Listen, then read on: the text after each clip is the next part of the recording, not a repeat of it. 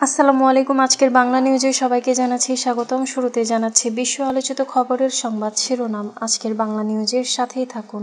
ফিলিস্তিনের অবরুদ্ধ গাজা উপত্যকায় ইসরায়েলি বাহিনীর হামলায় একদিনে 54 জন ফিলিস্তিনি নিহত হয়েছেন। এতে 2023 সালের অক্টোবর থেকে ইসরায়েলের অবহিত আক্রমণে নিহতর সংখ্যা 61,776 জনে পৌঁছেছে।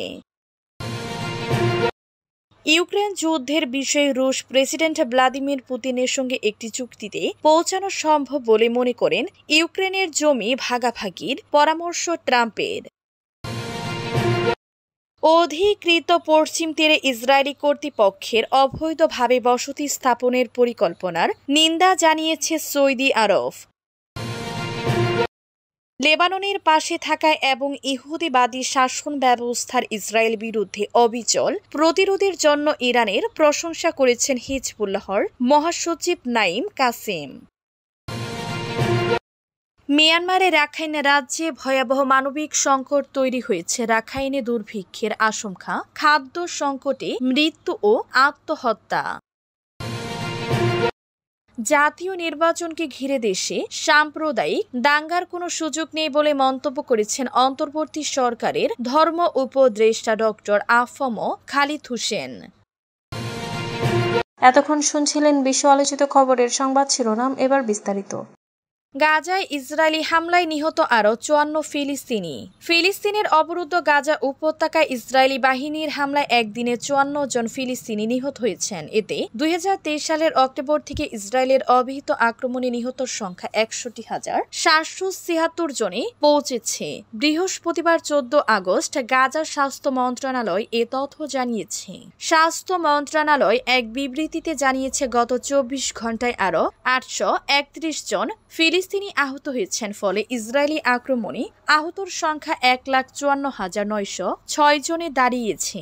এছাড়াও গত 24 ঘন্টায় মানবিক সহায়তা নিতে গিয়ে 22 জন ফিলিস্তিনি নিহত এবং 269 জন আহত হয়েছেন।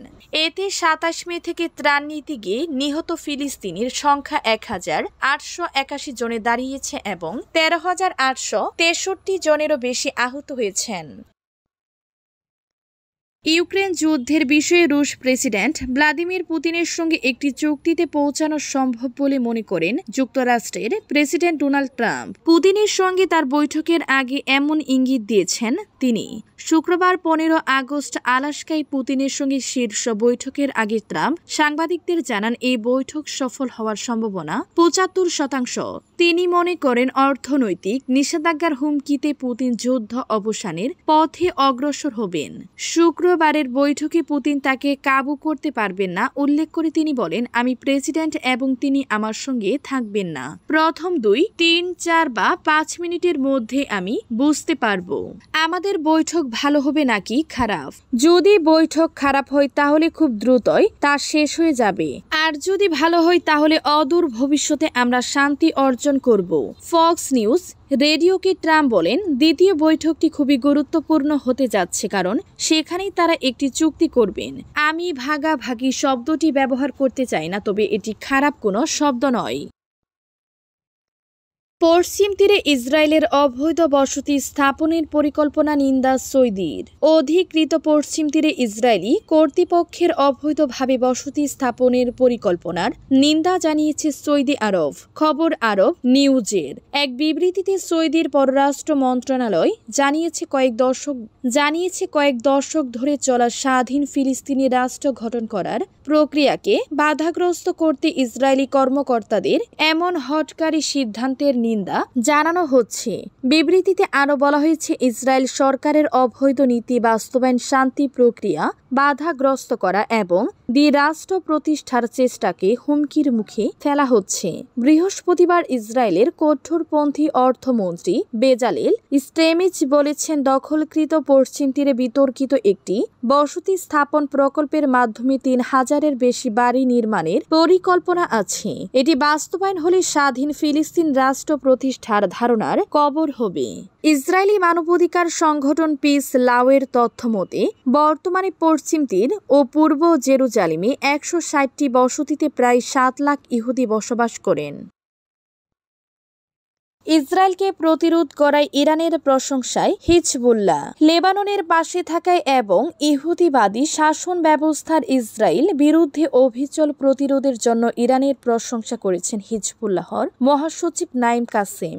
এক প্রতিবেদনে সংবাদ সংস্থা তাসনিম জানিয়েছে, ইরানের সর্বোচ্চ জাতীয় নিরাপত্তা পরিষদের সচিব আলী লারিজানি বুধবার বৈরুত সফর শেষে হিজবুল্লাহর মহাসচিব শেখ নাইম কাসেমের সঙ্গে আলোচনা করেছেন। এই সময় হিজবুল্লাহর মহাসচিব লেবাননের প্রতি অটল সমর্থন এবং ইসরায়েলি শাসন ব্যবস্থার বিরুদ্ধে প্রতিরোধের জন্য ইরানের প্রশংসা করেন। তিনি লেবাননের ঐক্য, সার্বভৌমত্ব এবং স্বাধীনতার প্রতি ইরানের সমর্থনেরও প্রশংসা করেছেন। শেখ কাসেম লেবানন এবং ইরানের মধ্যে ভ্রাতৃত্বপূর্ণ সম্পর্ককে এই অঞ্চলে অধ্যাবসায় এবং প্রতিরোধের অক্ষ হিসেবে বর্ণনা করেছেন। বৈরুতে একদিনের সফরকালে লারিজানি লেবাননের প্রেসিডেন্ট, প্রধানমন্ত্রী এবং সংসদ স্পিকারের সঙ্গে বৈঠক করেন। রাখাইনে দুর্ভিক্ষের আশঙ্কা, খাদ্য সংকটে মৃত্যু ও আত্মহত্যা। মিয়ানমারের রাখাইন রাজ্যে ভয়াবহ মানবিক সংকট তৈরি হয়েছে। আন্তর্জাতিক সাহায্য সংস্থাগুলো সতর্ক করছে, যদি দ্রুত সহায়তা না পাওয়া যায় তবে এ অঞ্চল পুরোপুরি দুর্যোগের মুখে পড়বে। জাতিসংঘের বিশ্ব খাদ্য কর্মসূচি WFP জরুরি ভিত্তিতে আরও দানের আহ্বান জানিয়েছেন। দশকের পর দশক ধরে সহিংসতায় ক্ষতবিক্ষত রাখাইন পরিস্থিতি ক্রমে অবনতির দিকে যাচ্ছে। 2022 সালের সাম্প্রদায়িক সংঘর্ষে ঘরবাড়ি ছেড়ে পালানো প্রায় 1,40,000 রোহিঙ্গা এখনও শীতের কাছে শিবিরে বাস করছে। 2021 সালের সামরিক অভ্যুত্থানের পর শুরু হওয়া গৃহযুদ্ধ পুরো দেশের অর্থনীতি ধ্বংস করে দিয়েছে। খাবারের তীব্র সংকটে দিশেহারা হয়ে গত এপ্রিল মাসে কিহি শিবিরের এক রোহিঙ্গা বাবা নিজের স্ত্রী ও 2 সন্তানের খাবারের কীটনাশক মিশিয়ে আত্মহত্যার চেষ্টা করেন। তিনি মারা গেলেও প্রতিবেশীদের দ্রুত সহায়তায় বাকি সদস্যরা বেঁচে যান। নির্বাচন কেন্দ্র করে দেশে সাম্প্রদায়িক দাঙ্গার কোনো সুযোগ নেই, জানিয়েছেন ধর্ম উপদেষ্টা। জাতীয় নির্বাচনকে ঘিরে দেশে সাম্প্রদায়িক দাঙ্গার কোনো সুযোগ নেই বলে মন্তব্য করেছেন অন্তর্বর্তী সরকারের ধর্ম উপদেষ্টা ডক্টর আফম খালিদ হোসেন। শুক্রবার 15 আগস্ট দুপুরে সুনামগঞ্জের তাহিরপুর উপজেলার লাউয়ের ঘর এলাকায় শ্রী শ্রী অদ্বৈত চার্চ মন্দির কমপ্লেক্সের নির্মাণ কাজ পরিদর্শন ও মত বিনিময় শেষে সাংবাদিকদের এক প্রশ্নের জবাবে তিনি কথা বলেন। আফম খালিদ হোসেন বলেন, সরকার ইতিমধ্যে জাতীয় নির্বাচনের একটি রোডম্যাপ ঘোষণা করেছে। ইলেকশন কমিশন সেই রোডম্যাপ অনুযায়ী কাজ করছে। সেনাবাহিনীর সদস্য সংখ্যা, পুলিশের বিন্যাস সহ প্রয়োজনীয় বিষয়গুলো নিয়ে প্রস্তুতি শুরু হয়েছে।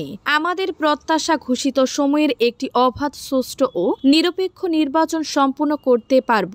রাজনৈতিক নেতাদের সঙ্গে অতীতে যেমন আলোচনা হয়েছে, আগামীতে হবে। ফেব্রুয়ারিতে একটি উৎসব মুখর নির্বাচন আয়োজনের জন্য সরকারের প্রস্তুতি রয়েছে।